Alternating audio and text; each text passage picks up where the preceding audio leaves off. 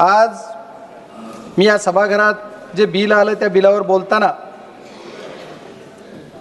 भारत देश हा कृषीप्रधान देश म्हणून ज्याची गणना केली जाते, या कृषीप्रधान देशामध्ये शेतकऱ्यांसाठी ज्या काही मागण्या आहेत त्या शेतकऱ्यांच्या मागण्यासाठी भारत सरकारने नवीन काहीतरी वाढ केली पाहिजे अशी माझी अपेक्षा होती।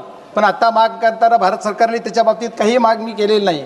शेतकऱ्यांसाठी जास्तीत जास्त ग्रँट या नवीन ग्रँटमध्ये द्यावेत ही एक माझी मागणी आहे।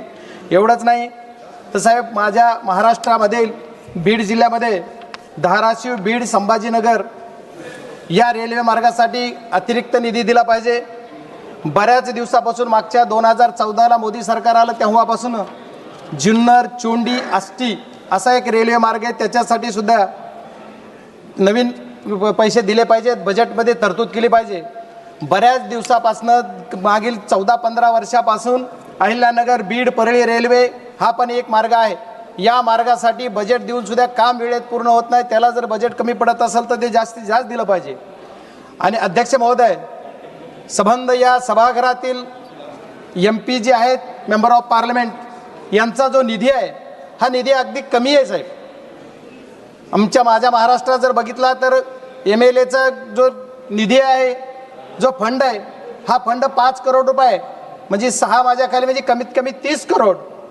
माझी एवढीच मागणी आहे की येणाऱ्या काळामध्ये 30 ते 35 करोड निधी वर्षाला तुम्ही MP लँडचा दिला पाहिजे अशी माझी या सभागृहाच्या वतीनं आपल्याला मागणी आहे। साहेब, अध्यक्ष महोदय, आपल्या भारत देशामध्ये पोस्ट ऑफिस एक दळणवळणाचं खूप मोठं साधन होतं, पण पोस्ट ऑफिसेस बरेच काही बंद आहेत।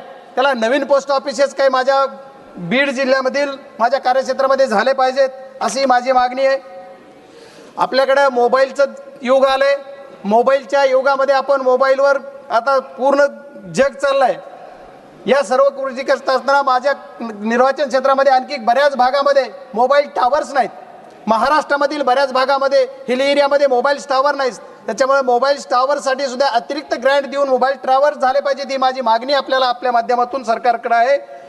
त्याचबरोबर राष्ट्रीय महामार्ग आमचे नितीनजी गडकरी साहेबांनी खूप मोठा देशामध्ये जाळं निर्माण केलं, पण साहेब काही माझ्या मतदारसंघामध्ये आणखी 4 लेन करण्याचे बाकी रस्ते आहेत। 548D 548C ह्याच्यासाठी 4 लेनिंग आणि 6 लेनिंगसाठीचे एक निधी द्यावा अशी सुद्धा माझी मागणी आहे। साहेब, महाराष्ट्रामधील आरोग्य व्यवस्था पूर्ण ढासळलेली आहे। केंद्र सरकारनं आरोग्यासाठी सुद्धा इमारत असेल किंवा मेडिकलसाठी असेल, सिटी स्कॅनच्या मशीन असतील, अशा काही विविध योजना महाराष्ट्रासाठी दिल्या पाहिजेत अशी माझी आपल्या माध्यमातून सरकारकडे मागणी आहे। एवढंच नाही तर मेडिकल कॉलेज, माझ्या इथं प्रत्येक जिल्ह्याला एक नवीन मेडिकल कॉलेज द्यायचं हे केंद्र शासनाचं धोरण आहे, पण माझ्या जिल्ह्याला मेडिकल कॉलेज नाही, हे मेडिकल कॉलेज द्यावा ही एक आपल्या माध्यमातून सरकारकडे माझी विनंती आहे। साहेब, शिक्षणाच्या बाबतीत जर बोलायचं झालं तर नवोदय विद्यालय, केंद्रीय स्कूल, आर्मी स्कूल याच्यासाठी निधी कमी पडतो, याच्यासाठी सुद्धा अतिरिक्त निधी दिला पाहिजे। माझ्या गोरगरीब जनतेच्या लोकांचे मुलं तिथं शिकले पाहिजेत। माझ्या जिल्ह्याच्या बाबतीत, माझ्या एका निर्वाचन क्षेत्राच्या बाबतीत जर बोलायचं झालं तर माझा जिल्हा महाराष्ट्र संबंध देशाला ऊसतोड मजूर पुरविणारा जिल्हा म्हणून ज्याची ओळख आहे, या जिल्ह्यातील माझ्या ऊसतोड मजुरांचे जे मुलं आहेत, या मुलांसाठी एक शाळा प्रत्येक कारखान्यावर किंवा फिरती शाळा तयार करण्यासाठी केंद्र शासनाने हस्तक्षेप करावा आणि शाळा द्याव्यात, ही एक माझी कळकळीची विनंती आहे साहेब। एवढंच नाही तर आपला हा भारत देश हा ग्रामीण भारत देश म्हणून ओळखला जातो। ग्रामीण एरियासाठी, रूरल एरियासाठी ग्रामपंचायत ही सर्वात महत्त्वाचं केंद्रबिंदू आहे। या ग्रामपंचायतसाठी इमारत नाही, ज्या ग्रामपंचायतमधून आपला जसा मुख्यमंत्री एका स्टेटचा असतो तसा त्या गावचा तो मुख्यमंत्री आहे, पण त्याला तिथं बसायसाठी जागा नाही, खुर्ची नाही, इमारत नाही। इमारतीसाठी सुद्धा केंद्र सरकारने अधिक निधी द्यावा असं माझं प्रांजळ मत आहे। साहेब, पंतप्रधान घरकुल जी योजना आहे, पंतप्रधान आवास योजना, या योजनेसाठी आपल्याकडे तुटपुंजा निधी आहे साहेब, आपण त्याचा निधी वाढवला पाहिजे। एका गरीबाचं घर जर व्हायचं असेल त्याला 5 लाख रुपये निधी अध्यक्ष महोदय दिला पाहिजे, ही माझी अत्यंत कळकळीची विनंती आहे आणि आपण सरकारला सांगून ती द्याल अशी अपेक्षा व्यक्त करतो। एवढंच नाही साहेब, घर घर जल पहुंचाने की केंद्र शासन की या मोदी सरकार का एक ये तो जल जल कहाँ पहुंचा घर।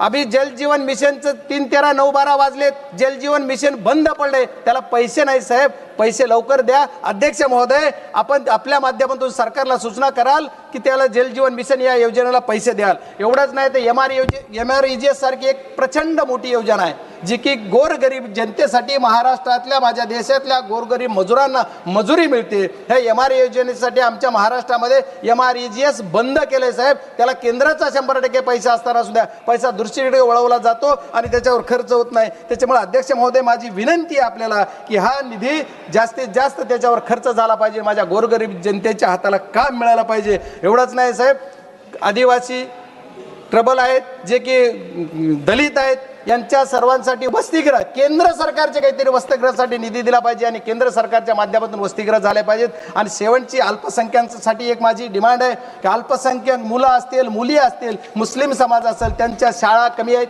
कॉलेजेस नाहीत, त्यांच्यासाठी हॉस्टेल नाहीत, तर ज्या ज्या बिग सिटी आहेत तिथं हॉस्टेलच सुद्धा दिले पाहिजेत, अशी माझी मागणी आपल्या मार्फत सरकारला आहे. आणि याच्यासाठी नवीन ग्रँट्स द्याल अशी अपेक्षा व्यक्त करतो.